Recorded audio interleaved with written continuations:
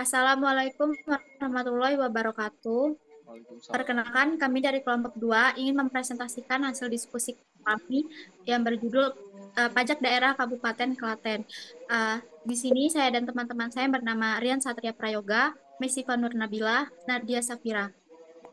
Materi pertama akan saya sampaikan. Apa itu pajak daerah? Pajak atribusi undang dengan tidak mendapat imbalan secara langsung dan digunakan untuk keperluan daerah untuk kemakmuran rakyat.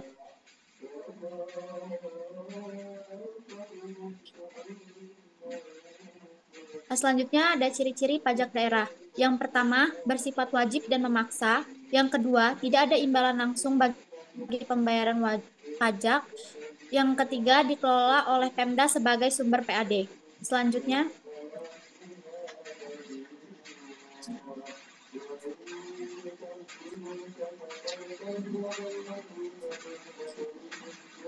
next. Selanjutnya itu apa saja sih dasar hukum pajak daerah? Dasar hukum pajak daerah diatur dalam Undang-Undang Nomor 1 Tahun 2002 tentang hubungan keuangan antara pemerintah pusat dan pemerintah daerah yang menggantikan UU Nomor 28 Tahun 2009. Untuk daerah Klaten diatur dalam Peraturan Daerah Kabupaten Klaten Nomor 15 Tahun 2023 tentang pajak daerah dan retribusi daerah. Next.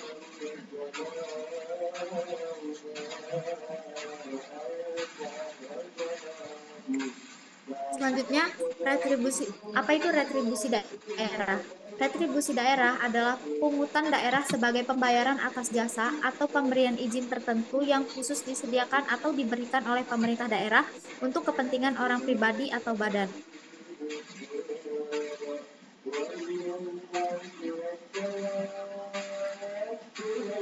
Next. Berupa layanan atau fasilitas. Yang kedua, bersifat wajib bagi pengguna jasa atau fasilitas daerah. Yang ketiga, hanya dibebankan. Next.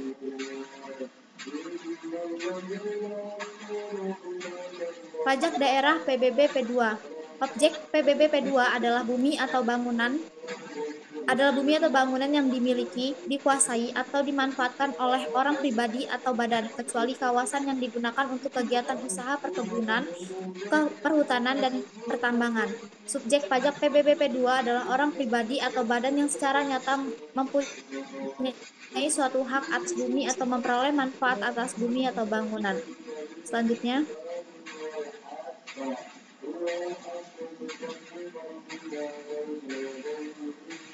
tarif PBB Pedesaan dan Perkotaan atau PBB P2. Dasar pengenaan PBB P2 adalah NJOP. NJOP tidak kena pajak ditetapkan sebesar 10 juta untuk setiap wajib pajak. Dasar pengenaan PBB P2 ditetapkan paling rendah 20% dan paling tinggi 100% dari NJOP. Setelah dikurangi NJOP tidak kena pajak. Tarif PBB P2 untuk NJOP sampai dengan 10 juta ditetapkan sebesar 0,100% per tahun. Tarif PBB P2 untuk NCOP di atas 1 miliar ditetapkan sebesar 0,20% per tahun. Tarif PBB P2 atas objek yang berupa lahan produksi dengan produksi pangan dan ternak ditetapkan sebesar 0,08%.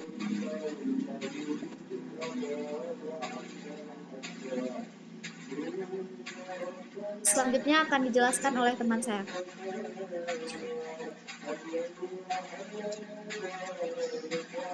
Boleh langsung ke Mesipa ya.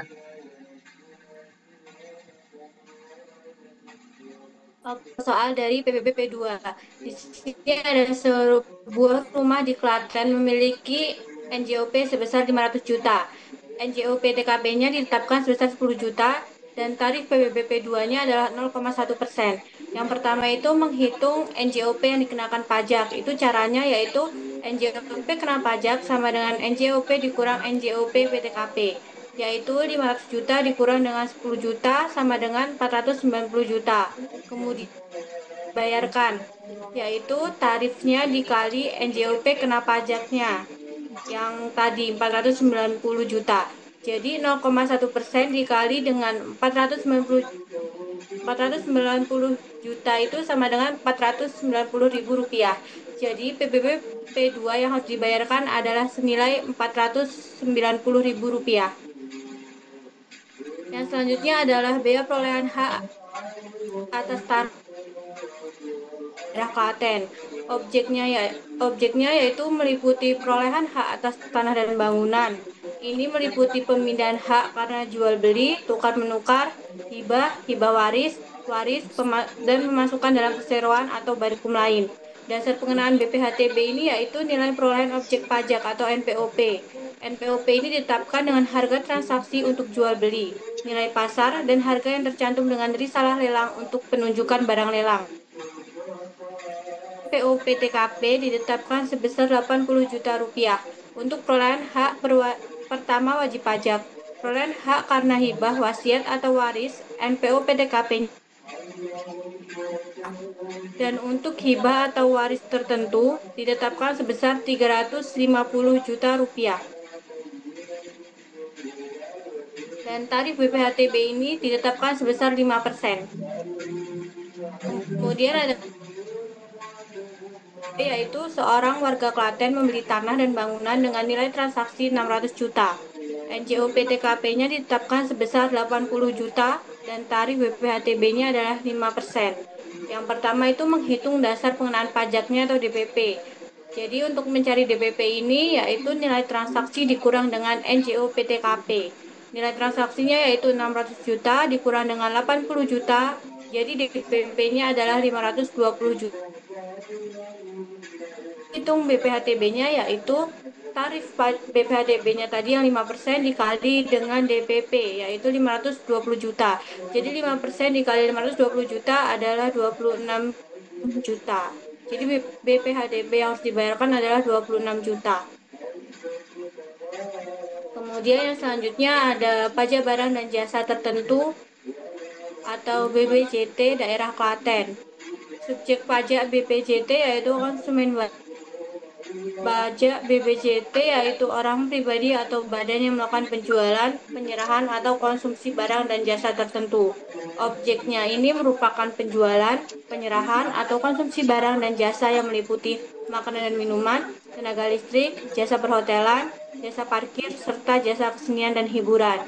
Tarifnya itu sebesar 10% untuk jasa hiburan pada diskotik, karaoke, klub malam, bar, dan mandi uap atau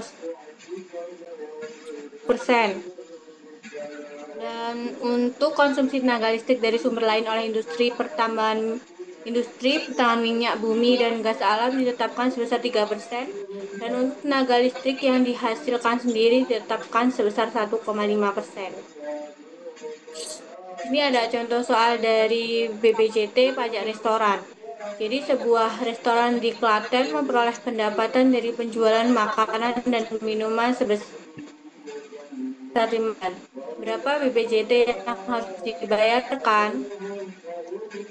Yang pertama itu caranya yaitu tarifnya dikali dengan penjualannya ada berapa. Jadi di sini untuk mencari BPJT-nya itu 10% dikali dengan 50 juta yaitu 5 juta. Jadi pajak yang harus dibayarkan oleh restoran di Klaten tersebut adalah sebesar 5 juta. Kemudian ada contoh soal untuk BPJT pajak tenaga listrik. Ada sebuah perusahaan tekstil menggunakan tenaga listrik dari sumber lain sebesar 100 juta per bulan. Berapa BPJT yang harus dibayarkan jika tarif BPJT untuk tenaga listrik dari sumber lain oleh industri adalah 3%? Jadi di sini caranya adalah tarif dikali dengan per bulan ini berapa listrik yang digunakan. Jadi ada 3% dikali dengan 100 juta yaitu 3 juta. Jadi pajak yang harus dibayar adalah 3 juta ya. Kemudian ada BPJT dari pajak hotel. Di sini sebuah hotel mendapatkan pendapatan dari penyewaan kamar sebesar 75 juta dalam 1 bulan. Berapa BPJT yang harus dibayarkan? Tadi kan tarif untuk pajak hotel ada 10%. Jadi 10% dikali dengan harga sewa kamarnya. Dari kamar tersebut. Jadi 10% dikali dengan 75 juta sama dengan 7.500.000. Jadi pajak yang harus dibayarkan oleh hotel tersebut adalah 7.500.000. Kemudian contoh soal untuk PBJT pajak parkir. Sebelumnya di penjelasan tadi pajak parkir itu tarifnya 10%. Dan di sini sebuah gedung perkantoran menyelenggarakan jasa parkir dan memperoleh pendapatan sebesar 20 juta dalam satu bayarkan. Jadi caranya itu 10% dikali dengan pendapatannya, yaitu 10% dikali dengan 20 juta. Jadi BPJT-nya adalah 2 juta rupiah. Kemudian yang selanjutnya ada contoh soal dari BPJT pajak hiburan karaoke. Jadi untuk karaoke itu tarifnya 40%. Di sini contohnya sebuah karaoke memperoleh dalam 1 bulan. Berapa BPJT yang harus dibayarkan jika tarifnya 40%? Jadi caranya itu tarif dikali dengan pendapatan yang diperoleh, yaitu 40% dikali dengan 40 juta. Jadi BPJT-nya adalah 16 juta. Kemudian yang selanjutnya itu pajak reklame. Objek pajak reklame yaitu semua penyelenggara reklame yang terdiri dari reklame papan, billboard, atau videotron, kemudian ada reklame kain, reklame selembaran, reklame apung, reklame peragaan, dan reklame film atau slide. Subjek pajak dari pajak reklame ini yaitu orang pribadi atau badan yang menggunakan reklame. Tarif pajak reklame ditetapkan sebesar 25% dari nilai sewa reklame. Di sini ada contoh soalnya yaitu sebuah perusahaan memasang reklame tarif dasar pajak 300.000 per meter persegi. Ukuran reklamenya yaitu 4 meter dikali 6 meter dengan tarif pajak reklame sebesar 25%. Jadi yang pertama itu ada menghitung luas reklamenya terlebih dahulu. Untuk menghitung luas itu 4 meter dikali dengan 6 meter sama dengan 24 meter persegi. Terus yang kedua itu menghitung DPP-nya. Untuk menghitung DPP ini adalah luas dikali dengan tarif dasarnya. Meter persegi dikali dengan 300 meter persegi. 300.000 meter persegi. Jadi untuk DPP-nya itu ada 7.200.000 rupiah. Kemudian selanjutnya itu menghitung pajak reklame yang harus dibayarkan, yaitu dengan cara tarif pajak dikali dengan DPP. Tarifnya itu 25% dikali dengan DPP-nya 7.200.000. Jadi pajak reklamenya itu 1.800.000. Dijelaskan oleh rekan saya.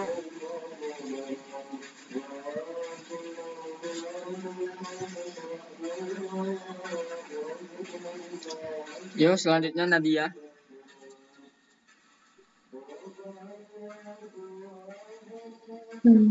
Pajak air tanah.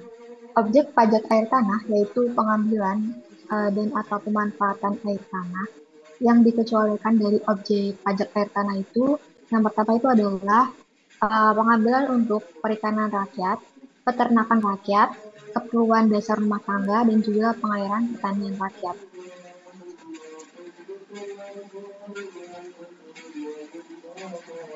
Contoh soalnya adalah sebuah perusahaan di Klaten menggunakan air tanah sebanyak 1.500 meter kubik dalam 1 bulan. Tarif pajak air tanah di daerah tersebut adalah 1.000 per meter kubik dengan tarif pajak sebesar 20%. Cara yang pertama itu adalah menghitung DPP-nya yaitu volume dikali tarif per meter kubik. Di mana 1.500 meter kubik dikali 1.000 per meter kubik sama dengan 1.500.000 rupiah. Selanjutnya adalah menghitung pajak air tanah yang harus dibayarkan, yaitu dengan cara mengalihkan tarif pajak dengan DPP-nya. 20% dikali dengan 1.500 dihasilkan pajak air tanah sebesar 300.000 rupiah.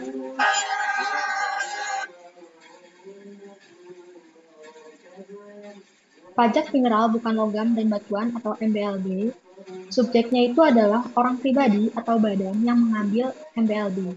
Tarifnya itu sebesar 20%. Objeknya itu adalah kegiatan pengambilan MBLB yang meliputi asbes, batu tulis, batu setengah permata, batu kapur, dolomit, garam, batu, dan lain-lain.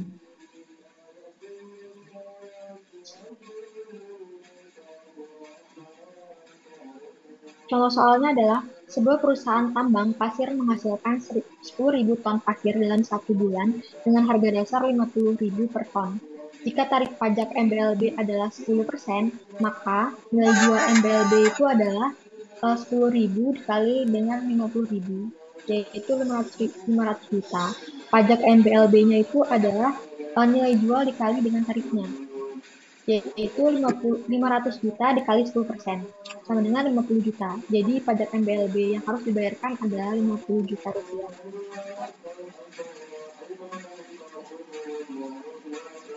Selanjutnya adalah pajak burung walet. Objek pajak sarang burung walet yaitu pengambilan atau pengusahaan sarang burung walet. Subjeknya itu adalah sarang burung walet. Maaf, subjek pajak sarang burung walet adalah orang pribadi atau badan yang melakukan pengambilan atau mengusahakan sarang burung walet. DPP-nya itu yaitu nilai jual sarang burung waletnya, yang dihitung berdasarkan perkalian antara harga pasar umum sarang burung walet yang berlaku di daerah dengan volume sarang burung walet. Tarif pajaknya itu adalah 10%.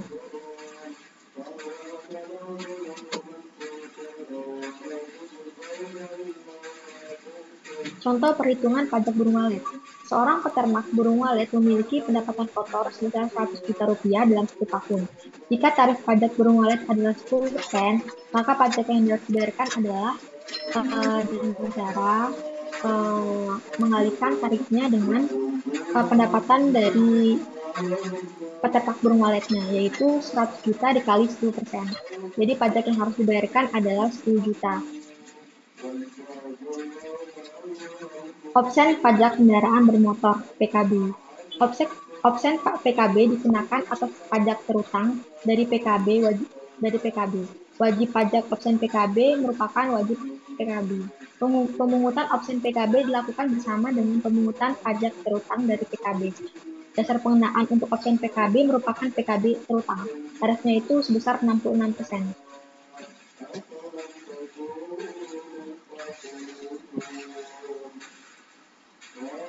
Next.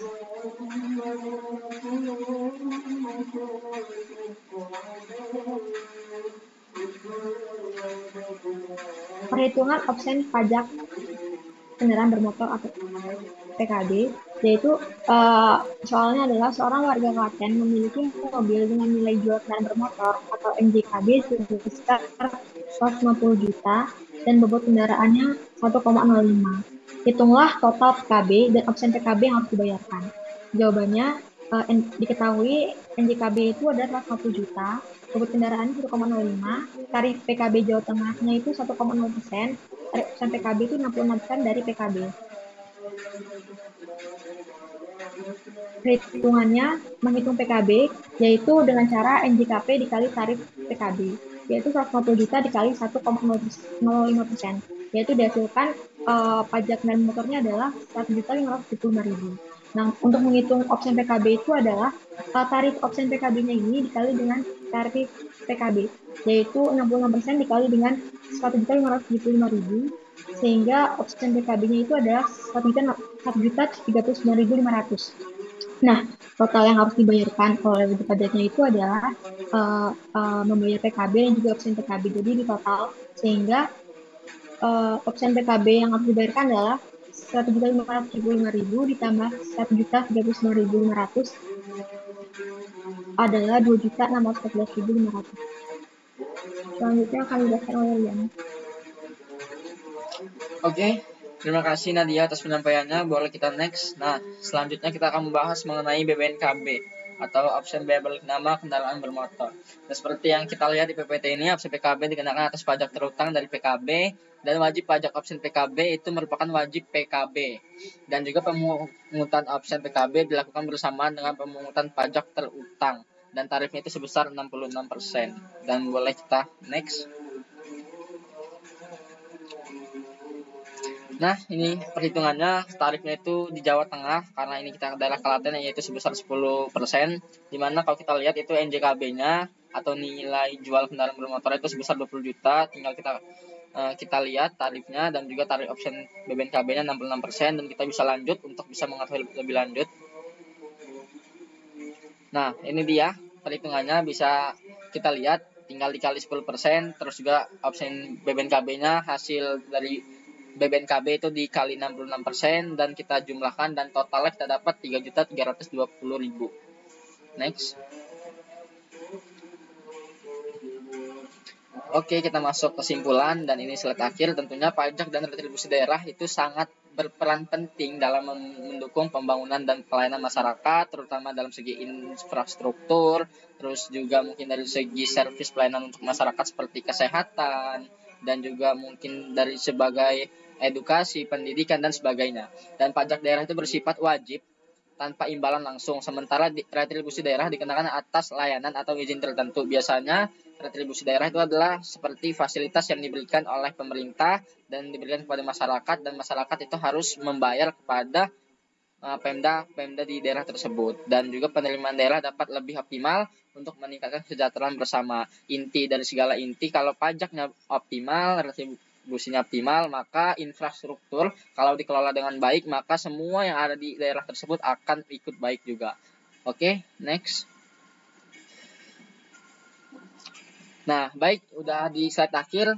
Dan ini slide pertanyaan, sudahkah Anda membayar pajak dan retribusi daerah dengan benar? Kalau belum, silakan dipelajari lagi, rasain lagi fasilitasnya, karena ada banyak fasilitas pemerintah yang bisa kita rasakan, termasuk jalan yang kita lewatin setiap hari adalah termasuk fasilitas pemerintah, terutama jalan-jalan yang di daerah tertentu, seperti itu. Terima kasih, mungkin saya kembalikan ke moderator. Baik, cukup sekian presentasi yang dapat kami sampaikan. Apabila ada salah kata, kami mohon maaf. Saya akhiri. Wassalamualaikum warahmatullahi wabarakatuh. Waalaikumsalam warahmatullahi wabarakatuh. Wih, ini kalau nggak ada suaranya gimana, Cok? Coba ya.